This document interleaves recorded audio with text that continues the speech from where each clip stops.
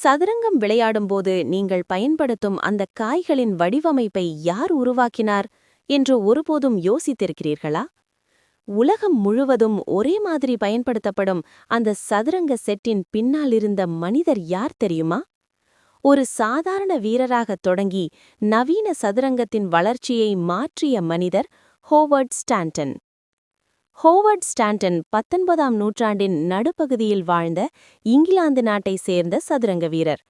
அவர் ஒரு வீரர் மட்டுமல்ல, எழுத்தாளர், போட்டி ஏற்பாட்டாளர் மற்றும் சதுரங்கத்தை உலகளவில் பரப்ப உதவிய முக்கியமான நபர். ஸ்டான்டன் 1810ஆம் ஆண்டு பிறந்தார்.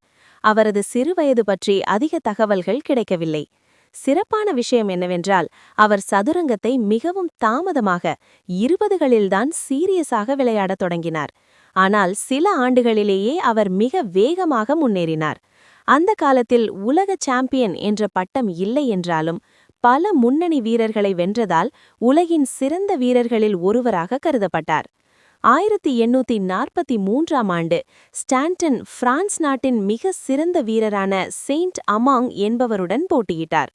அந்த நேரத்தில் அவர் ஐரோப்பாவின் சிறந்த வீரர்களில் ஒருவராக கருதப்பட்டார். இந்த போட்டியில் ஸ்டான்டன் வெற்றி பெற்றார். இதனால் அவரது புகழ் உலகம் முழுவதும் பரவியது. அவர் ஒரு நல்ல வீரர் மட்டுமல்ல, அவர் எழுதிய சதுரங்க கட்டுரைகள் மிகவும் பிரபலமானவை. ஒரு பெரிய பத்திரிகையில் அவர் எழுதிய கட்டுரைகள் மூலம் பலர் சதுரங்கம் கற்றுக்கொண்டனர். இன்று நாம் பயன்படுத்தும் சதுரங்க காய்களின் வடிவமைப்பு ஸ்டான்டன் செட் என்று அழைக்கப்படுகிறது. அதற்கு முன்பு சதுரங்க காய்கள் பலவிதமாக இருந்ததால் விளையாடும்போது குழப்பம் ஏற்பட்டது.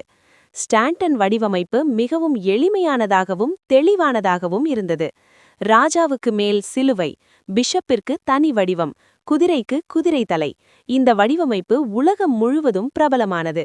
இன்று வரை போட்டிகளில் இதே வடிவம் பயன்படுத்தப்படுகிறது.